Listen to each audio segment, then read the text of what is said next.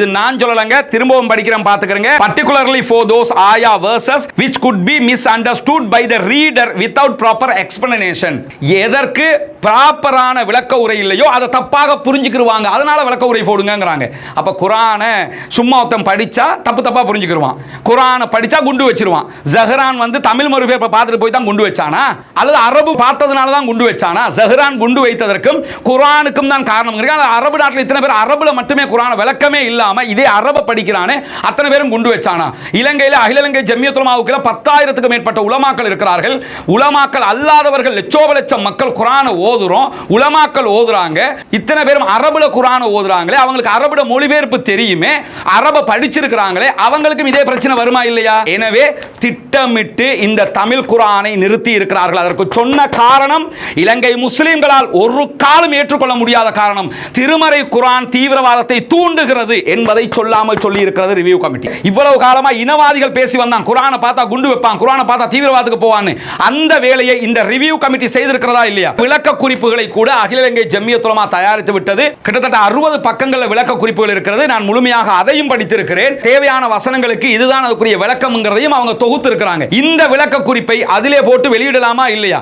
அதை கூட வெளியே விடாமல் தடுப்பது யார்? இந்த ரிவ்யூ கமிட்டிக்கு அப்படி என்ன தேவை இருக்கிறது இதை தடுப்பதற்கு? நாம் படிச்சது அதை, மஸ்தான் படிச்சது அதை, தௌஃபகீம் படிச்சது அதை, ரிஷாட் பதியுதீன் படிச்சது அதை, முனீர் முலஃபர் படிச்சது அதை, முர்ஷித் முலஃபர் படிச்சது அதை, அர்க்கம் நூராமித் படிச்சது அதை, இந்த குழுவில் இருக்கிற அத்தனை பேரும் படிச்சது அதை, ஏபிஎம் அஸ்ரஃப் படிச்சது இதை, சாதிக் ஆஜியார் படிச்சது இதை, தரிகா சகோதரர்கள் படிக்கிறது இதைத்தான், தபலீக் மக்கள் படிக்கிறது இதைத்தான், தௌஹீத் மக்கள் படிக்கிறது இதைத்தான். 30-40 ஆண்டுகளாக இந்த மொழிபெயர்ப்பு பச்சை தர்ஜுமா இருக்குதா இல்லையா? பச்சை கலர்ல ஒரு குர்ஆன் மொழிபெயர்ப்பு இருக்கு.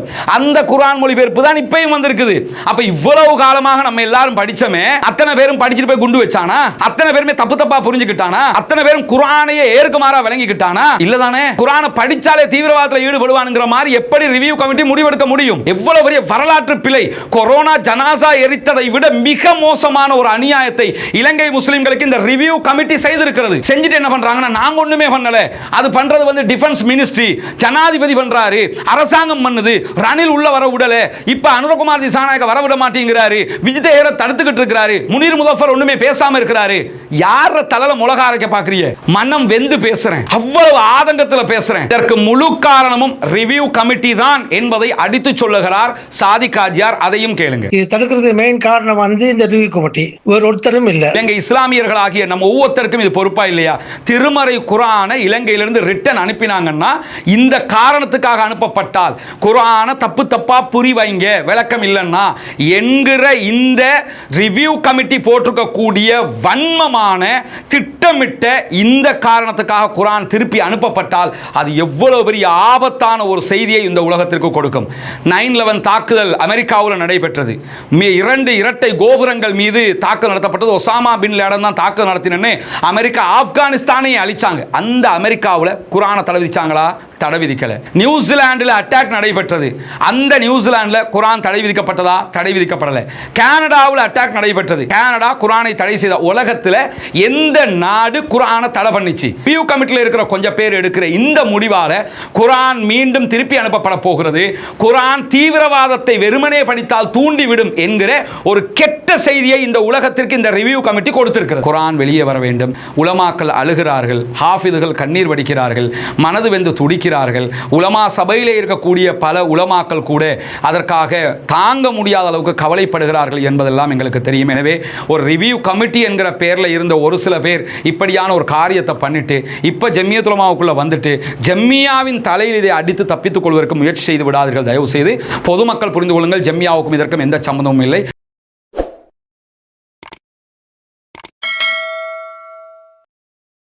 அன்பிற்கினிய சகோதர சகோதரிகளே, நம் அனைவர் மீதும் ஏக இறைவனுடைய அமைதியும் கருணையும் உண்டாகட்டுமாக என்கிற பிரார்த்தனைகளோடு இன்னைக்கு நம்ம பேச இருக்கிற இந்த விவகாரத்தை பொறுத்தவரையில் இலங்கை இஸ்லாமியர்களுடைய வரலாற்றில் ஒரு முக்கியமான தருணத்திலே நாம் எல்லாம் நிற்கிறோம் என்பதை புரிந்து கொண்டு இந்த வீடியோவை நம்ம அத்தனை பேரும் பார்க்க வேண்டி இருக்கிறது. காரணம் என்னன்னா, இலங்கையினுடைய இஸ்லாமியர்களுடைய வரலாற்றில் நாம் நமக்கு எதிரான நிறைய சங்கடங்களையும் தொல்லைகளையும் துன்பங்களையும் சந்தித்திருக்கிறோம். சம்பவம், கம்பளை கலவரத்தில் ஆரம்பித்து இறுதியாக நடந்து முடிந்த ஈஸ்டர் அட்டாக் வரைக்கும் நாம் உடல் ரீதியாக மன அளவில் சொத்துக்கள் இழப்பு, உயிரிழப்பு என்று நம்ம சந்தித்தது கொஞ்சம் நஞ்சம் அல்ல. அதை தாண்டி ஈஸ்டர் அட்டாக் நடைபெற்றதற்கு பிறகு ஒவ்வொருவருடைய வீடுகளுக்குள்ளும் போலீசார் நுழைந்தது, ஒரு பான் வெட்டுவதற்காக வைத்துக் கொண்டிருந்த கத்தி வரைக்கும் எடுத்துக்கொண்டு அதை பெரிய ஆயுதமாக சித்தரித்தது.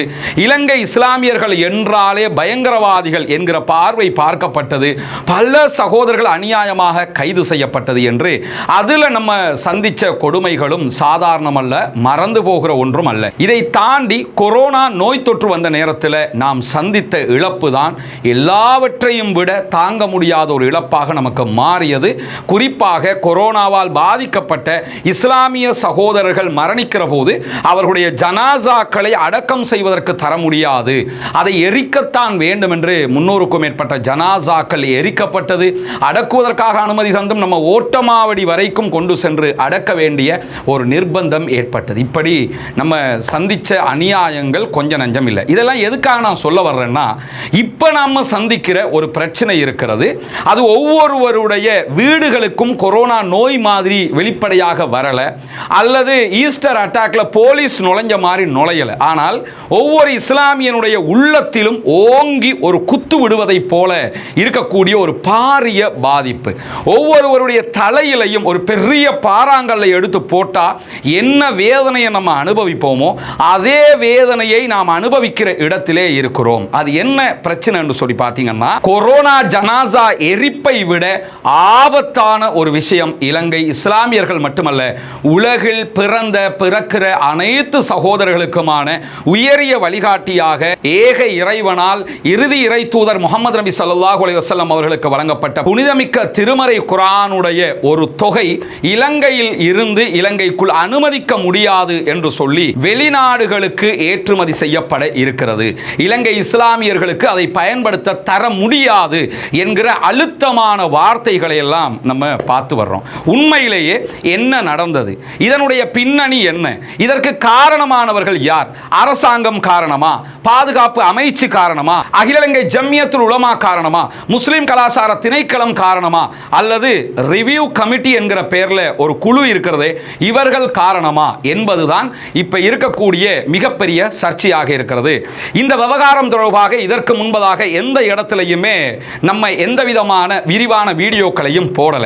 இது தொடர்பான பிரச்சனைகள் தொடர்ந்து வருகிற காரணத்தினால இது பற்றிய எல்லா விதமான ஆவணங்களையும் நம்ம பார்க்கணும் என்கிற ஒரு முடிவெடுத்து கிட்டத்தட்ட 200க்கும் மேற்பட்ட ஆங்கிலம், சிங்களம், அரபி மொழிகளில் இருந்த ஆவணங்களை முழுவதுமாக நம்ம பார்த்திருக்கிறோம். ஒரு சில ஆவணங்கள் தமிழிலே இருந்தது, அவற்றையும் பார்த்திருக்கிறோம். 1-2 வேணும்னா எங்கேயாவது மிஸ் ஆக வாய்ப்பு இருக்கிறது மனிதன் என்கிற வகையில். ஆனால் இது தொடர்பான பெரும்பாலான ஆவணங்களை பார்த்து நமக்கு என்ன முடிவு கிடைத்திருக்கிறதோ அந்த முடிவை தான் உங்களிடத்தில் நம்ம இப்ப சமர்ப்பிக்க இருக்கிறோம். அதாவது சவுதி அரேபியாவில் ஒரு நபர் இருக்கிறார், சாதிக் ஹாஜியார்.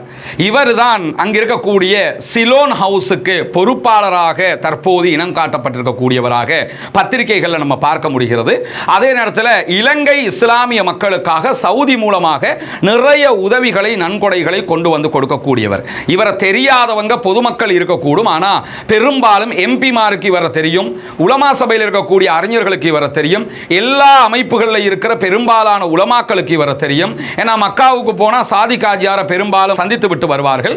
அவரும் இவர்களுக்கு தேவையான தன்னால் முடிந்த எல்லா உதவி ஒத்தாசைகளையும் செய்வார். இவர்தான் சாதிக் ஹாஜியார்.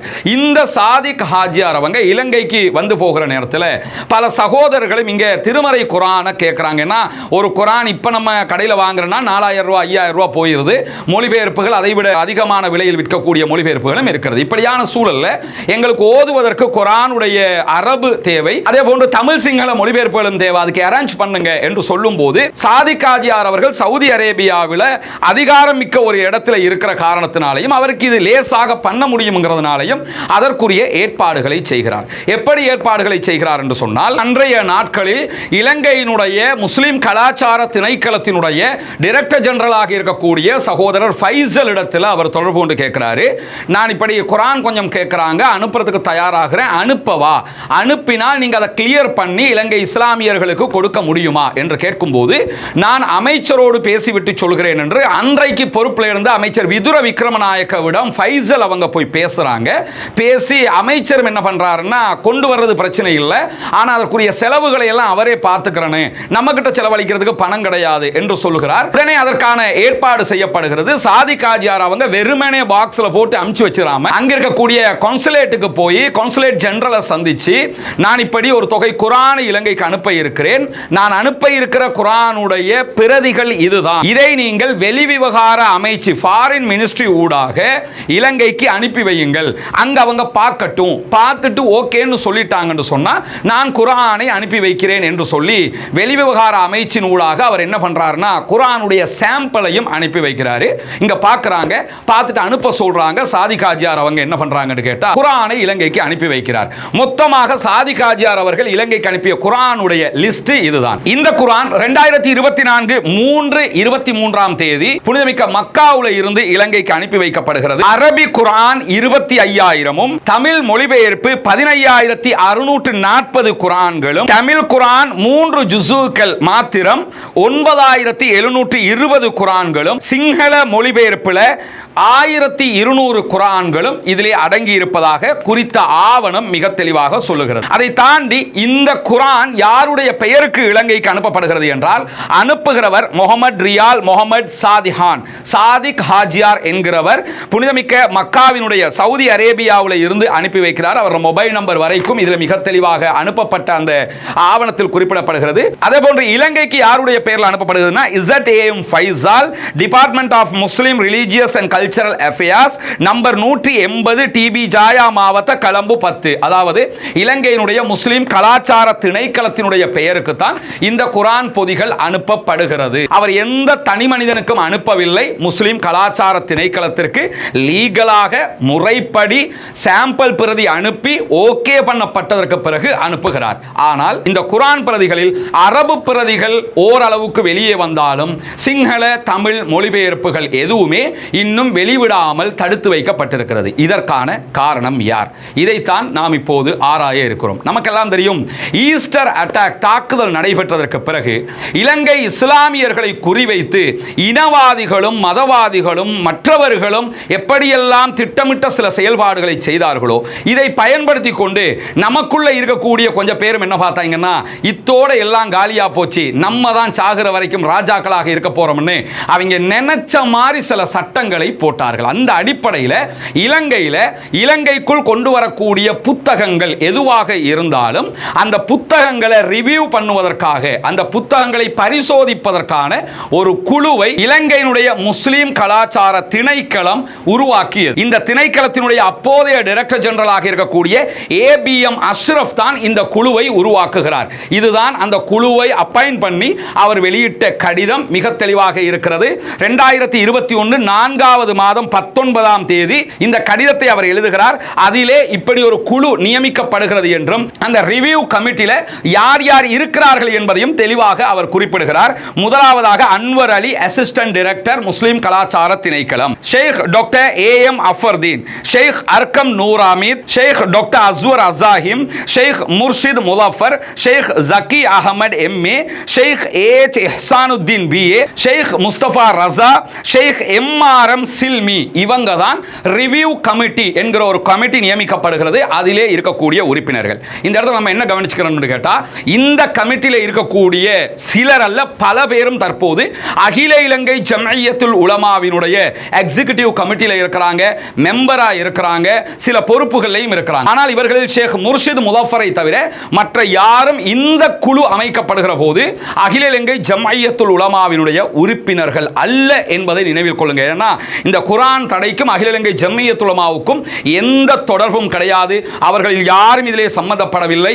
அவர்கள் இதற்கு குற்றவாளிகள் அல்ல. அதை நம்ம தெளிவாக புரிஞ்சுக்கணும். ஏன்னா ரிவ்யூ கமிட்டியில அன்றைக்கு போடப்பட்டவர்கள் இன்றைக்கு ஜம்மியாவில் இருந்தாலும் அவர்கள் நியமிக்கப்படுகிற போது ஜம்மியாவினுடைய உறுப்பினர்கள் இல்லை. சரி, இப்பொழுது என்ன நடக்கிறது என்று சொல்லி பார்த்தீங்கன்னா, 19/4/2021 ABM அஷ்ரப் முஸ்லிம் கலாச்சார திணைக்களத்தினுடைய டைரக்டராக இருக்கும் போதுதான் இந்த கமிட்டியை போடுறாரு. இவர் எப்படிப்பட்ட ஆளுன்னு கேட்டா, யாருமே ஸ்ரீலங்கால குர்ஆன் மொழிபெயர்ப்பு பண்ணக்கூடாது, முஸ்லிம் கலாச்சார திணைக்களமே குர்ஆன் மொழிபெயர்ப்பு போட போறோம் என்கிற அளவுக்கு முடிவெடுத்தவர் இவர். அந்த காலத்தில் இவர் போட்ட ஆட்டம் கொஞ்சம் இல்லை. அல்லாஹ் அவரவர்களை பார்த்துக் கொள்வான். கண்டிப்பாக மறுமையில் அத்தனை பேருக்கும் உரிய தீர்வுகள் இருக்கிறது. இந்த குர்ஆன் தடுக்கப்படுவதற்கு மூல காரணமாக இந்த கமிட்டி இருக்கிறது. இந்த கமிட்டியை நியமித்தவர் ஏபிஎம் அஷ்ரப். அதற்கு பிறகு 15/12/2022 அப்போதைய தற்காலிக டைரக்டராக முஸ்லிம் கலாச்சார திணைக்களத்தில் பணியாற்றிய இப்ராஹிம் அன்சார் அவங்க என்ன பண்றாங்கன்னு கேட்டா, ஒரு கடிதம் மூலமாக இந்த குழுவினுடைய பெயர்களை குறிப்பிட்டு இவர்கள் அத்தனை பேரையும் ஒரு மீட்டினுக்கு அழைக்கிறார். 21/12/2022 அன்றைக்கு சரியாக 10:30 மணிக்கு டிபார்ட்மெண்ட்ல ஒரு மீட்டிங் நடக்க இருக்கிறது, அதிலே கலந்து கொள்ளுங்கள் என்கிற அறிவிப்பை விடுக்கிறார். இதெல்லாம் எதுக்கு சொல்றேன்னா, நம்ம அந்த வரலாறை தெரிஞ்சுக்கிறோம். அதற்கு பிறகு 2023 7ஆம் மாதம் 31ஆம் தேதி அப்போதைய முஸ்லிம் கலாச்சார திணைக்களத்தினுடைய டைரக்டர் ஜெனரலாக செயல்படக்கூடிய ஃபைசல் அவர்கள் அகில இலங்கை ஜம்மியத்துல் உலமாவுக்கு ஒரு கடிதத்தை அனுப்புகிறார். அந்த கடிதத்தில் அவர் அகில இலங்கை ஜம்மியத்துல் உலமாவிடத்தில் என்ன கேட்கிறாருன்னா, வெளிநாடுகளில் இருந்து வரக்கூடிய புத்தகங்கள் நூல்களை ரிவ்யூ பண்ணுவதற்கான ஒரு கமிட்டி இருக்கிறது, இந்த கமிட்டிக்கு உங்க 2 பேரை நீங்க தாங்கன்னு கேட்கிறார். இது எதுக்காக கேட்கிறாருன்னா, ஆல்ரெடி போடப்பட்ட குழுவுக்கும் ஜம்மியாவுக்கும் சம்பந்தம் இல்லை, எனவே ஜம்மியாவிலிருந்து 2 பேரை தாங்க என்று சொல்லி அகில இலங்கை ஜம்மியத்துல் உலமாவிடத்தில் கடிதம் அனுப்பி அப்போதைய டைரக்டர் ஃபைசல் அவர்கள் 2023 7ஆம் மாதம் 31ஆம் தேதி கோரிக்கை வைக்கிறார். அதற்கு பிறகு மீண்டும் 2023 9வது மாதம் 18ஆம் தேதி அகில இலங்கை ஜம்மியத்துல் உலமாவுக்கு இன்னும் ஒரு கடிதம் அனுப்புகிறார்.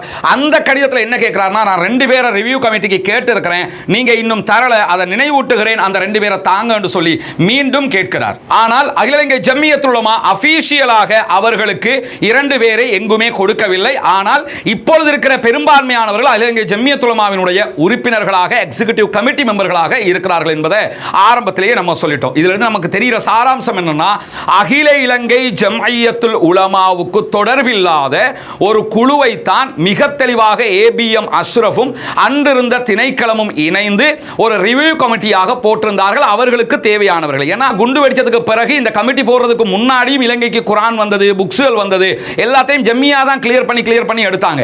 இவங்க குழு போட்டதுக்கு பிறகுதான் எல்லா பிரச்சனையும் உண்டாகிறது. எப்படி உண்டாகிறது என்பதை இப்பொழுது விரிவாக பாருங்கள். 2024 ஏப்ரல் மாதம் 4ஆம் தேதி சாதிக் ஹாஜியார் அவர்கள் சவுதி அரேபியாவில் இருந்து முஸ்லிம் கலாச்சார திணைக்களத்துக்கு நேரடியாகவே குர்ஆன்களை அனுப்பி வைத்து விடுகிறார். குர்ஆன் இலங்கை வந்து சேர்ந்து விட்டது, ஹார்பர்ல எடுத்து வைக்கப்படுகிறது. இந்த குர்ஆனை உள்ள அனுமதிக்கணும், இது தொடர்பாக ரிவ்யூ கமிட்டி, அதாவது அனுமதிப்பதா இல்லையா என்பதை பார்ப்பதற்காக ரிவ்யூ கமிட்டி கூடுகிறது முஸ்லிம் கலாச்சார திணைக்களத்தில் 2024 ஏப்ரல் மாதம் 14ஆம் தேதி. இது 2வது கூட்டம். ஏற்கனவே ஒரு கூட்டத்துக்கு அப்போதைய டைரக்டர் ஜெனரல் அழைக்கிறாரு, அவங்க வந்து கூட்டிட்டு கலைஞ்சு போறாங்க. இது 2வது கூட்டத்திற்கு அழைக்கப்படுகிறார்கள் ஏப்ரல் மாதம் 14ஆம் தேதி 2024. இந்த கூட்டத்திற்கான அழைப்பை முஸ்லிம் கலாச்சார திணைக்களத்தினுடைய அசிஸ்டன்ட் டைரக்டராக இருக்கக்கூடிய நிலூபர் என்கிறவர் தான் அழைப்பாக விடுக்கிறார். இந்த கூட்டத்திலே யார் யாரெல்லாம் பங்கெடுத்தார்கள் என்பதற்கான ஆவணம் இங்கே இருக்கிறது. அத்தனை பேரும் கையெழுத்தும் இட்டிருக்கிறார்கள். எல்லா ஆவணத்தையும் பக்காவா எடுத்து வச்சுக்கிட்டு தான் நம்ம இந்த வீடியோவை பேசுறோம்ங்கிறத கவனிச்சுக்கிறேன். அதிலே யார் யாரெல்லாம் கலந்து கொண்டார்கள் என்கிற லிஸ்ட் போடப்பட்டிருக்கிறது. முதலாவதாக அஷேக் அர்கம் நூராமித் புக் ரிவ்யூ கமிட்டி, இவர் அகில இலங்கை ஜம்மியத்துல் உலமா சார்பாக பங்கெடுக்கவில்லை. அஷேக் doctor Aswar book review committee, அஷேக் Murshid Mulafar book review committee, அஷேக் Mustafa Raza book review committee, MS அலா Ahamed assistant director MRCA, N Nilufar assistant director MRCA, M முஃப்தி development officer MRCA, AN Fathima MSO MRCA, K ரஃபாய்டின் ரிலிஜியஸ் டிவிஷன் எம்ஆர்சிஏ. எம்ஆர்சிஏ முஸ்லிம் கலாச்சார திணைக்களம் சார்பாக 5 பேர் பங்கெடுக்கிறார்கள். ரிவ்யூ கமிட்டி சார்பாக 4 பேர் பங்கெடுக்கிறார்கள். அவங்க அத்தனை பேருமே ஆலிம்களாகவும் இருக்கிறார்கள். இந்த ரிவ்யூ கமிட்டி கலந்து கொண்ட அந்த நிகழ்விலே என்னவெல்லாம் செய்தார்கள் என்பதெல்லாம் அச்சு அசலா எழுத்திலேயே இருக்குது. அதுல முதலாவதாக அவர்கள் குறிப்பிடக்கூடிய செய்தி என்னன்னா, டுடே இன்றைய தினம் 4 books were presented to the committee for review. 4 புத்தகங்கள் கமிட்டிக்கு ரிவ்யூ செய்வதற்காக தரப்பட்டிருக்கிறது, ஆராய்வதற்காக தரப்பட்டிருக்கிறது என்று சொல்லிவிட்டு 4 புத்தகங்களை அவங்க ஆராய்ச்சி பண்றாங்க. இந்த புத்தகங்களை நாட்டுக்குள்ள அனுமதிக்கலாமா கூடாதான்னு. எனக்கு என்ன ஆச்சரியம்னு கேட்டா, 4 புத்தகங்களும் வெறுமனே 20 புத்தகம் இல்லை, எல்லாமே குர்ஆன்கள். இந்த குர்ஆன்களை ஒரு நாள் இப்படி பார்த்துட்டு எஸ் நோ சொல்லிட்டாங்க. அவங்க அவ்வளவு பார்த்துருக்காங்க, நான் பார்த்துருக்காங்க. ஒரு குர்ஆனை எவ்வளவு பெருசுங்கிறது நமக்கு தெரியும். ஆனால் நாளை இவங்க பார்த்து முடிச்சிருக்காங்க. தட்ஸ் ஆல், அது பிரச்சனை இல்லை, அவங்க பார்க்கட்டும் பார்க்காம இருக்கட்டும். ஆனால் என்ன இந்த ஆவணத்தில் குறிப்பிடுறாங்கன்னா, முதலாவதாக அவர்கள் ரிவ்யூவுக்கு எடுத்துக்கொள்ளுகிற புத்தகம் என்ன என்பதையும் இதிலே குறிப்பிட்டிருக்கிறார்கள். அதில் மிக தெளிவாக சொல்கிறார்கள், நேம் ஆஃப் புக் ஹாலி குர்ஆன் ஒன்லி அரபிக் டெக்ஸ்ட். முதலாவதாக அரபு டெக்ஸ்ட், அரபு எழுத்துக்களை மாத்திரம் கொண்ட ஒரு குரான் பிரதியை தான் ஆராய்வுக்கு எடுத்துக்கொள்கிறார்கள். இதை பப்ளிஷ் பண்றது யாருன்னு கேட்டா மலிக் ஃபஹத் பிரிண்டர்ஸ். இதை பிரிண்ட் பண்ணியிருக்கிறது கிங்டம் ஆஃப் சவுதி அரேபியா. இதை இலங்கைக்கு வரவழைத்திருப்பவர் ஜெயினுல் ஆப்தீன் முகமது ஃபைசல், டைரக்டர் MRCA. இலங்கையினுடைய முஸ்லிம் கலாச்சார திணைக்களத்தினுடைய டைரக்டர் தான் இதை இலங்கைக்கு இம்போர்ட் பண்ணியிருக்கிறார், இறக்குமதி செய்திருக்கிறார் என்பது மிக தெளிவாக குறிப்பிடப்பட்டிருக்கிறது.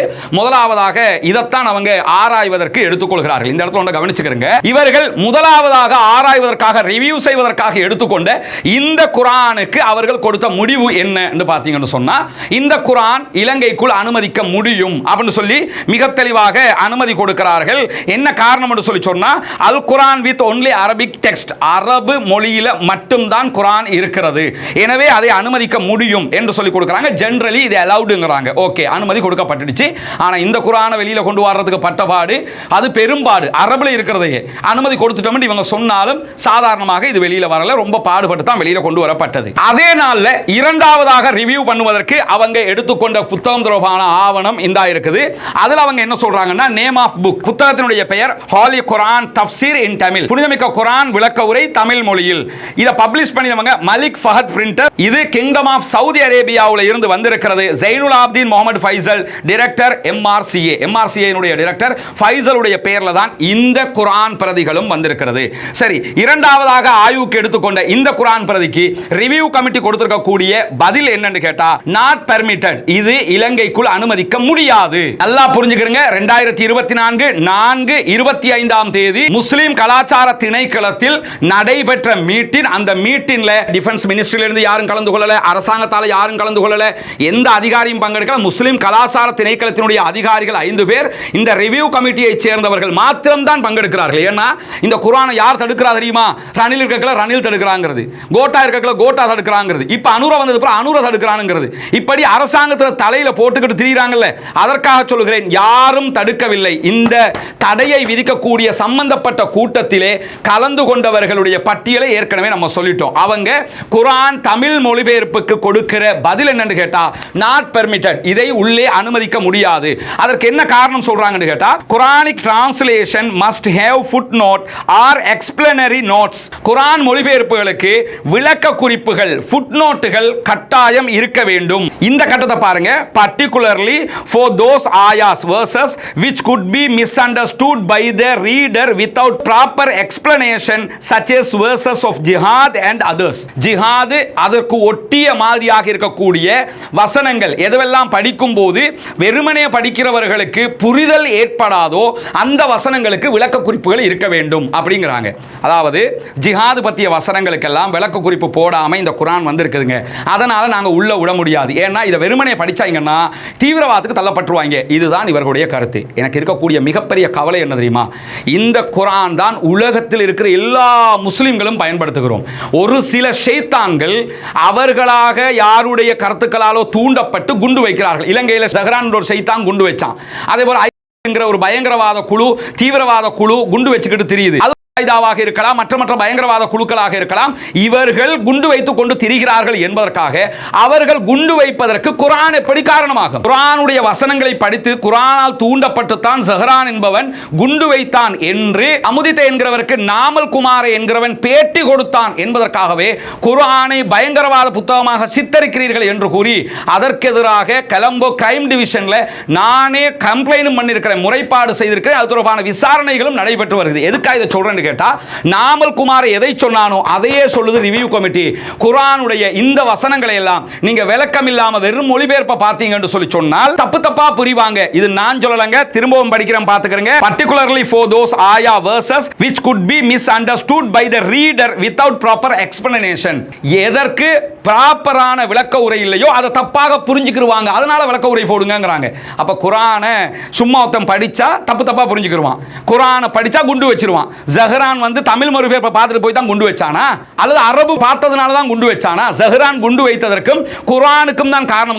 அரபு நாட்டில் இத்தனை பேர் அரபுல மட்டுமே குர்ஆன் விளக்கமே இல்லாம இதே அரபை படிக்கிறானே, அத்தனை பேரும் குண்டு வச்சானா? இலங்கையில் அகில இலங்கை ஜம்மியத்துல் உலமாவுக்கு 10,000க்கும் மேற்பட்ட உலமாக்கள் இருக்கிறார்கள். உலமாக்கள் அல்லாதவர்கள் லட்சோபலட்சம் மக்கள் குர்ஆனை ஓதுறோம், உலமாக்கள் ஓதுறாங்க. இத்தனை பேரும் அரபுல குர்ஆனை ஓதுறாங்களே, அவங்களுக்கு அரபுல மொழிபெயர்ப்பு தெரியுமே, அரபை படிச்சிருக்கிறாங்களே, அவங்களுக்கும் இதே பிரச்சனை வருமா இல்லையா? எனவே திட்டமிட்டு இந்த தமிழ் குர்ஆனை நிறுத்தி இருக்கிறார்கள். அதற்கு சொன்ன காரணம் இலங்கை முஸ்லிம்களால் ஒரு காலம் ஏற்றுக்கொள்ள முடியாத காரணம், திருமறை குர்ஆன் தீவிரவாதத்தை தூண்டுகிறது என்பதை சொல்லாமல் சொல்லி இருக்கிறது ரிவ்யூ கமிட்டி. அதுக்கு பிறகு வாங்க, நேம் ஆஃப் புக் ஹோலி குர்ஆன் தஃப்சீர் இன் சிங்கள மொழியில சாதிக் ஹாஜியார் அவர்கள் அனுப்பி இருக்கக்கூடிய மொழிபெயர்ப்பு குர்ஆன். இதுவும் ரியாத்ல பிரிண்ட் பண்ணப்பட்டது, சவுதி அரேபியாவில் வெளியிடப்பட்டது. இதுக்கும் என்ன சொல்றாங்கன்னு கேட்டா நாட் பெர்மிட்டட், இதையும் உள்ள அனுமதிக்க முடியாது. ஏன்னா இதுல ஜிஹாது பற்றிய வசனங்களுக்கு விளக்கம் இல்லாம இருக்குது. சும்மா அந்த வசனங்களை படிச்சாங்கன்னு சொல்லி சொன்னா மிஸ் அண்டர்ஸ்டாண்ட் ஆகுவாங்க, தவறாக வழிநடத்தப்படுவாங்க, வன்முறையின் பக்கம் போவாங்க என்பதை மிக தெளிவாக அவங்க என்ன பண்ணிருக்காங்கன்னு கேட்டா குறிப்பிட்டு இந்த குர்ஆனை வெளியில் அனுப்ப முடியாது என்று அத்தனை பேரும் கையெழுத்திட்டு இருக்கிறார்கள். அதுக்கு பிறகு 4வது புத்தகம் ரிவ்யூ கமிட்டி என்ன சொல்றாங்கங்கறத பாருங்க. புத்தகத்துல பேரு குர்ஆனுடைய இறுதி 3 அத்தியாயங்களுக்குரிய விளக்க உரை, இது தஃப்சீர். இந்த மாதிரி ஒரு குர்ஆன் தான் அனுப்பப்பட்டிருக்கிறது. இந்த குர்ஆனுக்கு அவங்க சொல்லக்கூடிய பதில் என்னன்னு கேட்டா இதுவும் நாட் பெர்மிட்டட், இதுவும் அனுமதிக்க முடியாத நாட்டுக்குள்ள. காரணம் என்னன்னு கேட்டா ரிவ்யூ கமிட்டியினுடைய நிபந்தனை 6.3 8.3 ஆகிய நிபந்தனைகள் பிரகாரம் உள்ள அனுமதிக்க முடியாதுங்கறாங்க. 6.3 நிபந்தனை அதையும் போட்டுக்கறாங்க. என்ன நிபந்தனை பாருங்க, புக் பேஸ்ட் ஆன் ஹம்பலி அண்ட் மாலிகி ஃபிக்ஹ். இந்த வந்திருக்கக்கூடிய தஃப்சீர் ஹம்பலி மற்றும் மாலிகி மதுஹப பேஸ் பண்ணி மொழிபெயர்க்கப்பட்டிருக்கிறது. as well as books of fatawa can be imported only for research and reference purpose. இந்த மாதிரி ஹம்பலி மாலிகி மதுஹப் சார்ந்து எந்த புத்தகம் வரதா இருந்தாலும் ரிசர்ச் பர்பஸ்க்கு மாத்திரம் தான் வர முடியும், ரெஃபரன்ஸ்க்கு மட்டும் தான் வர முடியும். இப்படி பொதுமக்களுக்கு கொடுக்கிறதுக்கு எல்லாம் வரக்கூடாது. ஷாஃபி ஹனஃபி மதுஹபை பின்பற்றி வரதா இருந்தா அது தாராளமாக வரலாம் என்பதை தெளிவாக குறிப்பிட்டிருக்காங்க. இவங்களோட பிரச்சனை என்னன்னு இப்ப தெரியுதா? இதுதான் அவங்களோட பிரச்சனை. அதற்கு பிறகு 8.3 நிபந்தனை என்ன சொல்லுதுன்னு கேட்டா the books of Islamic creed which are based on other schools of thought will be allowed only for research and reference purpose with proper justification. இஸ்லாமிய அடிப்படை சார்ந்து, அதாவது ஷாஃபி ஹனஃபி மதுஹப் அல்லாத வேறு வகையான புத்தகங்கள் வருவதாக இருந்தால் ரெஃபரன்ஸுக்கு மாத்திரம் தான் கொண்டு வர முடியும். எனவே இதை உள்ள அனுமதிக்க முடியாது என்று மிக தெளிவாக அவர்கள் குறிப்பிட்டிருக்கிறார்கள். இப்போ நான் என்ன கேட்கிறேன்னா, யார் உள்ள வர விடுறாங்க தெரியுமா? ஸ்ரீலங்காவோட டிஃபென்ஸ் மினிஸ்ட்ரிக்கு ஹம்பலி மாலிக்கும் தெரியுமா? இப்ப என்னன்னா முழுக்க இவர்கள் செய்த பிழையை மறைப்பதற்கு முனைகிறார்கள். இந்த குர்ஆனை உள்ளே அனுமதிக்க முடியாது என்று சொல்லி இவர்கள் அத்தனை பேரும் கையெழுத்து போட்ட பிரதி, இதுல ஒரிஜினல் எல்லாமே என்கிட்ட இருக்குது, அவங்க கையெழுத்து போட்ட பிரதியை தான் நீங்க இதுல பாக்குறீங்க. இந்த குர்ஆன் உள்ளே வராமல் இருப்பதற்கு முழு காரணமும் ரிவ்யூ கமிட்டி. இந்த ரிவ்யூ கமிட்டியில் இருக்கக்கூடிய நான் மேலே பேர் குறிப்பிட்ட நபர்கள் தான். இவர்கள் யாரும் இந்த கமிட்டி போடப்படுகிற நேரத்தில் அகில இலங்கை ஜம்மியத்துல் உலமாவினுடைய தலைமை பீடத்திலேயோ அவர்களுடைய எக்ஸிகியூட்டிவ் கமிட்டிலேயோ இருந்தவங்க கிடையாது. இப்பொழுது அத்தனை பேரும் அகில இலங்கை ஜம்மியத்துல் உலமாவுடைய உறுப்பினர்களாக இருந்து கொண்டு இப்ப என்ன பார்க்கறாங்கன்னு கேட்டா ரிவ்யூ கமிட்டி செய்த குற்றத்தை ஜம்மியாவினுடைய குற்றமாகவும் காட்ட பார்க்கிறார்கள். இத்தோட முடிஞ்சிருச்சான்னா அத்தோட முடியல. 2025 7ஆம் மாதம் 15ஆம் தேதி ஸ்ரீலங்காவினுடைய முஸ்லிம் கலாச்சார திணைக்களத்தில் இருந்து எம்ஆர்எம் சாதிகான் என்கிற சாதிக் ஹாஜியார் அவர்களுக்கு ஒரு கடிதம் அனுப்பப்படுகிறது. அந்த கடிதத்தில் என்ன குறிப்பிடப்படுதுன்னு கேட்டா சப்ஜெக்ட் என்ன போட்டுக்கிறாங்கன்னு கேட்டா நேஷனல் செக்யூரிட்டி கவுன்சில் டிசிஷன், தேசிய பாதுகாப்பு கவுன்சிலுடைய தீர்மானத்தை நாங்கள் உங்களுக்கு அறிவிக்கிறோம். என்ன தீர்மானத்தை அறிவிக்கிறாங்கன்னா, குர்ஆன் கொஞ்சம் இலங்கைக்கு வந்திருக்குது, இந்த குர்ஆனை வெளியில நாங்க அனுப்பணுமாக இருந்தால் the translate Quranic book presently held in Sri Lanka customs shall not be released unless accurate footnote with correct interpretation are included on the relevant pages by the original publishers. யார் இத வெளியிட்டாங்களோ அவங்க சம்பந்தப்பட்ட இடத்துல footnote போடாம இந்த குர்ஆனை வெளியிலே அனுப்ப முடியாது என்று சொல்லி மிக தெளிவாக பாதுகாப்பு கவுன்சிலுடைய தீர்மானம் இதுதான். 2025 7ஆம் மாதம் 15 இந்த 3 மாசத்துக்கு முன்னாடி இலங்கையினுடைய அரசு முஸ்லிம் கலாச்சார திணைக்களம் சார்பாக இந்த தகவலை சாதிக் ஹாஜியார் அவர்களுக்கு மக்காவுக்கு அனுப்பி இருக்கிறார்கள். இப்ப இலங்கை அரசு என்ன சொல்லுதுன்னு கேட்டா குறிப்பிட்ட வசனங்களுக்கு நீங்க ஃபுட்நோட் போடணும், போட்டா அதை ரிலீஸ் பண்றதுக்கு நாங்க தயாரா இருக்கிறோம், ஃபுட்நோட் போட்டா தான் ரிலீஸ் பண்ணணும் என்ற நிபந்தனையை கொண்டு வந்தது இலங்கை அரசு அல்ல, அதை கொண்டு வந்தது இந்த ரிவ்யூ கமிட்டிங்கிறத நம்ம புரிஞ்சுக்கணும். அவங்க இதை மட்டும் போடல, என்னெல்லாம் போட்டுக்கிறாங்கங்கிறத பாருங்க. இலங்கைக்குள்ள எந்த புக்ஸை யாரு கொண்டு வரணும்னாலும் ஒரு நிபந்தனை கொஞ்சம் தொகுத்துருக்காங்க. விதிக்கிறாங்க. இந்த நிபந்தனையெல்லாம் நான் சொல்ல போனா அரவருக்கு சொல்லணும். ரிவ்யூ கமிட்டி இதை மறுத்தார்கள் என்றால் 1 by 1 தனித்தனியாக பேசுவதற்கும் நான் தயாராக இருக்கிறேன் இன்ஷா அல்லாஹ். அவர்கள் யாரெல்லாம் ரிவ்யூ கமிட்டியில் இருக்கிறார்கள் என்கிற நம்ம ஏற்கனவே சொன்ன அந்த பட்டியல் போடப்பட்டிருக்கிறது முதலாவதாக. அதற்கு அடுத்ததாக வரக்கூடிய புக்குகள் எந்தெந்த வகை எப்படி உள்ள அனுமதிக்கலாம் என்றெல்லாம் போட்டுக்கிட்டு வரும்போது 15வது இலக்கத்தில் ஒரு செய்தி போடுறாங்க. இலங்கைக்குள்ள குர்ஆன் கூட வரக்கூடாதான். ஏன்னா குர்ஆன்ல இருக்கக்கூடிய சில வசனங்களை பார்த்துட்டு தப்பு தப்பா புரிஞ்சிருவாங்க மொழிபெயர்ப்புல குறிப்பில்லாட்டி. அதனால அதுக்கு விளக்க உரை போட்டா தான் உள்ள வர முடியும் என்று சொல்லுகிற இந்த ரிவ்யூ கமிட்டி 15வது இடத்துல மௌலூது புக்குகள் உள்ள வரலாமா என்பது பற்றி சொல்லும்போது என்ன சொல்றாங்கன்னா தாராளமாக உள்ள வரலாம், லோ ரிஸ்க், அது எந்த பிரச்சனையும் கிடையாது, உள்ள கொண்டு வரலாம்ங்கறாங்க. மௌலூது கிதாபுகளை கூட உள்ள கொண்டு வந்துடலாம், குர்ஆனை உள்ள கொண்டு வந்துட கூடாது. ஏன்னா குர்ஆனை பார்த்தா தப்பு தப்பா புரிஞ்சு குண்டு வைக்க போயிடுவாங்க, பிரச்சனை பண்ண போயிடுவாங்க. பெரும்பான்மை சமூகத்திற்கு நீங்கள் கொடுத்திருக்கக்கூடிய இந்த தகவல் வரலாற்று பிழையா இல்லையா யோசிச்சு பாருங்க. இவ்வளவு காலமா இனவாதிகள் பேசி வந்தான், குர்ஆனை பார்த்தா குண்டு வைப்பான், குர்ஆனை பார்த்தா தீவிரவாதத்துக்கு போவான்னு. அந்த வேலையை இந்த ரிவ்யூ கமிட்டி செய்திருக்கிறதா இல்லையா? உங்களுக்கு நீங்கள் ஏற்றுக்கொண்டிருக்கக்கூடிய சில கொள்கைகளுக்கு மாற்று கருத்துள்ள கொள்கைகள் சவுதி அரேபியாவில் இருக்குதுன்னு சொன்னா அதை நீங்க அவங்களோட போய் பார்க்கணும். அந்த மொழிபெயர்ப்பை எப்படி நீங்க தடுப்பீங்க உள்ள வர்றதுக்கு? உங்களுடைய இந்த குரோதம் இலங்கை இஸ்லாமிய சமூகத்தையும் அத்தனை பேரும் உயிருக்கு மேலாக நேசிக்கக்கூடிய குர்ஆனையும் இலங்கைக்குள் வர முடியாமல் தடுத்து விட்டதா இல்லையா? 2025 7ஆம் மாதம் 15ஆம் தேதி முஸ்லிம் கலாச்சார திணைக்களம் சாதி காஜியார் அவர்களுக்கு அனுப்பிய கடிதத்தில் விளக்க குறிப்புகள் போடப்பட்டால் குர்ஆனை ரிலீஸ் பண்ணுவோம் என்று சொல்றாங்கல்ல, அந்த விளக்க குறிப்புகளை கூட அகில இலங்கை ஜம்மியத்துல் உலமா தயாரித்து விட்டது. கிட்டத்தட்ட 60 பக்கங்களில் விளக்க குறிப்புகள் இருக்கிறது. நான் முழுமையாக அதையும் படித்திருக்கிறேன். தேவையான வசனங்களுக்கு இதுதான் அதுக்குரிய விளக்கம்ங்கிறதையும் அவங்க தொகுத்து இருக்கிறாங்க. இந்த விளக்க குறிப்பை அதிலே போட்டு வெளியிடலாமா இல்லையா? அதை கூட வெளியே விடாமல் தடுப்பது யார்? இந்த ரிவ்யூ கமிட்டிக்கு அப்படி என்ன தேவை இருக்கிறது இதை தடுப்பதற்கு? ஒரு நாட்டுக்குள்ள ஒரு புத்தகம் வரணும்னா இந்த அடிப்படையில் தான் இருக்கணும். ஏன்னா பாராளுமன்றத்தில் புத்த சாசன அமைச்சர் சொல்லும் போது என்ன சொல்றாருன்னா மாலிகி ஹம்பலி மதுஹபு சார்ந்த புத்தகங்கள் நாட்டுக்குள்ள வரக்கூடாதுன்னு ரிவ்யூ கமிட்டி சொல்லுதுங்கறாங்க. மாலிகி ஹம்பலி மதுஹபு சார்ந்த புத்தகங்கள் வரக்கூடாதா? அதை நீங்க தனியா பார்த்துக்கிறீங்க. குர்ஆனையும் ஏன் ஹம்பலி குர்ஆன், மாலிகி குர்ஆன், தௌஹீது குர்ஆன், தப்லீக் குர்ஆன், ஜமாத் இஸ்லாமி குர்ஆன் ஏன் பிரிக்கணும்? அது குர்ஆன், அது குர்ஆனுடைய மொழிபெயர்ப்பு.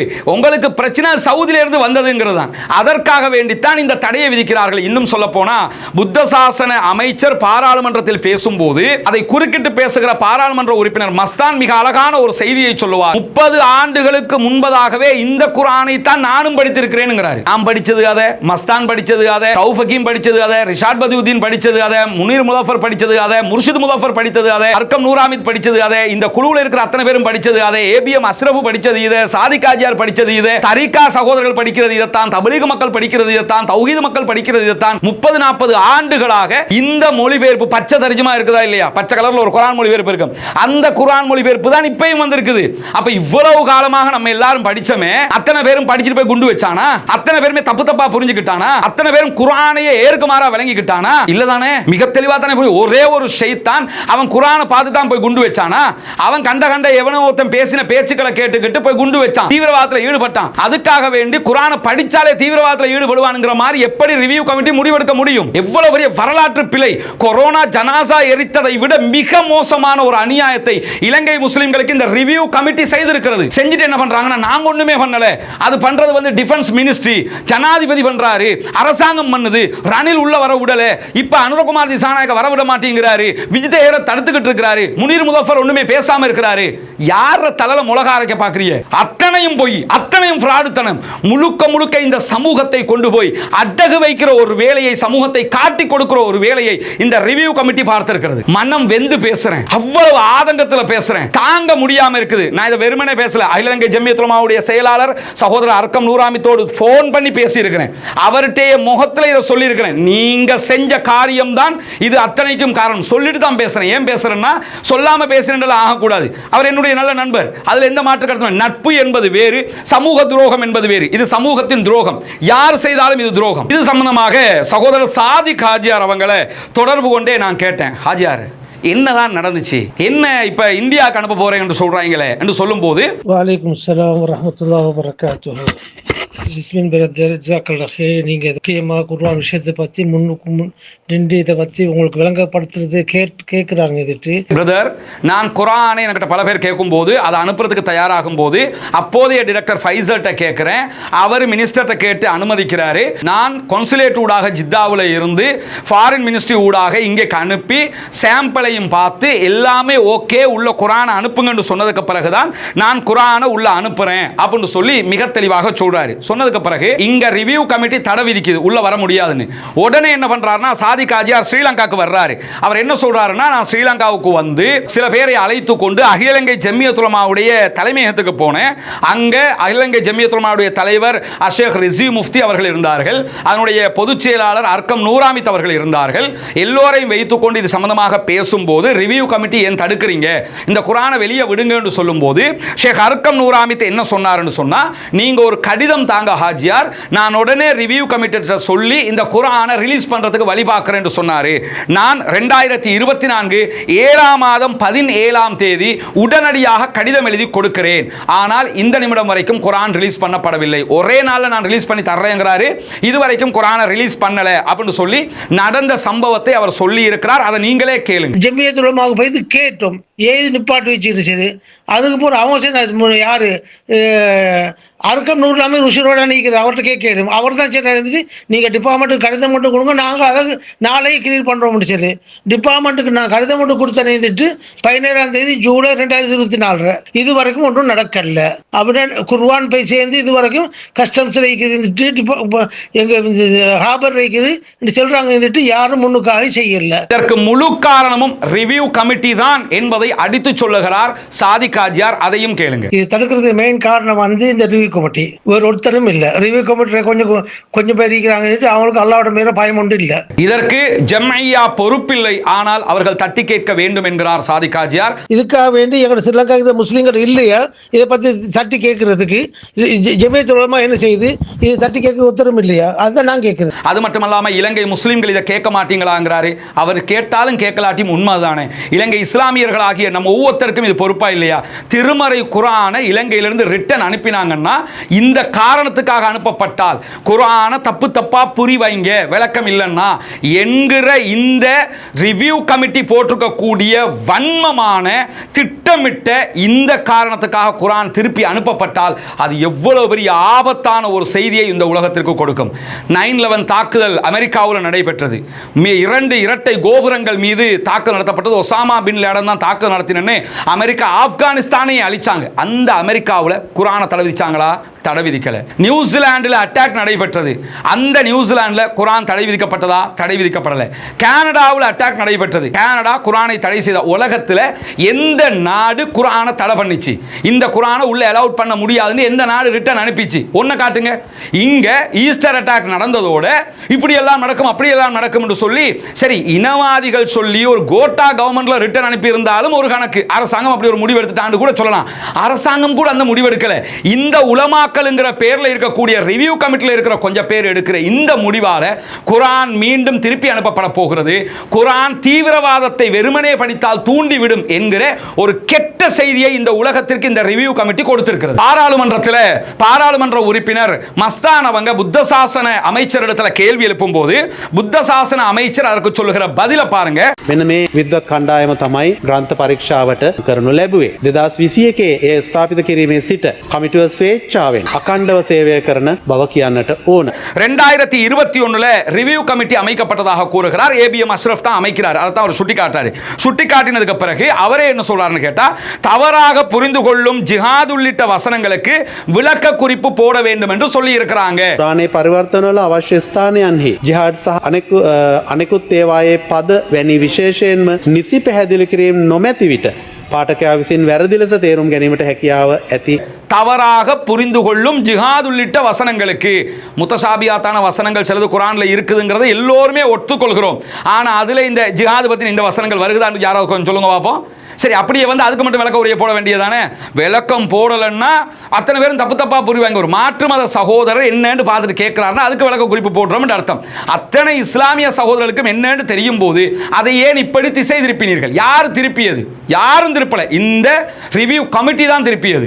அதை மிக தெளிவாக ரிவ்யூ கமிட்டி இப்படி ஒரு நிபந்தனை போட்டிருக்கிறாங்க என்பதை பாராளுமன்றத்தில் புத்த சாசன அமைச்சரே மஸ்தான் அவர்களுக்கு பதிலாக சொல்லுகிறார். அந்த வீடியோ பாருங்க. මෙන්න මේ විද්වත් කණ්ඩායම තමයි ග්‍රන්ථ පරීක්ෂාවට කරනු ලැබුවේ. ශාස්ත්‍රපති ෂේක් අක්‍රම් නුර් අමීර්, ඒ වගේම ෂේක් ආචාර්ය ඒ අස්වර් අසාම්, ෂේක් මුර්ෂිද් මුලාෆර්, ශාස්ත්‍රපති ෂේක් සැකි අහමඩ්, ෂේක් ශාස්ත්‍රවේදී ෂේක් ඒ.එච්. ඉස්හදුනින්, ෂේක් මුෆ්ටි මුස්තාපා නීතිවේදීතුමා, ඒ වගේම අධ්‍යාපනපති ෂේක් එම්.ආර්.එම්. සිල්මි. මේ කියන විද්වත් කණ්ඩායම ගෞරවනීය කණ්ඩායම තමයි පත් කරලා තිබෙන්නේ. இந்த டைம்ல குறுக்கிட்டு பேசுகிற மஸ்தான் அப்பதான் சொல்றாரு, இந்த குரானை நானே படிச்சிருக்கிறேன், 3 லட்சம் குரான் இதுவரைக்கும் இலங்கைக்கு இந்த குரான் வந்திருக்குது, 50 நாடுகளுக்கு மேல சவுதி அரேபியா இந்த குரானை இலவசமா அனுப்புறாங்க, இதை எப்படி தடுப்பீங்கன்னு சொல்லி அந்த இடத்துல தான் கேட்கிறார். நியாயமான கேள்வியா இல்லையா சகோதரர்களே? மொழிபெயர்க்கப்பட்ட இதுல இருந்து கிட்டத்தட்ட 3 லட்சம் குர்ஆன்கள் இலங்கைக்கு வரப்பட்டிருக்கிறது.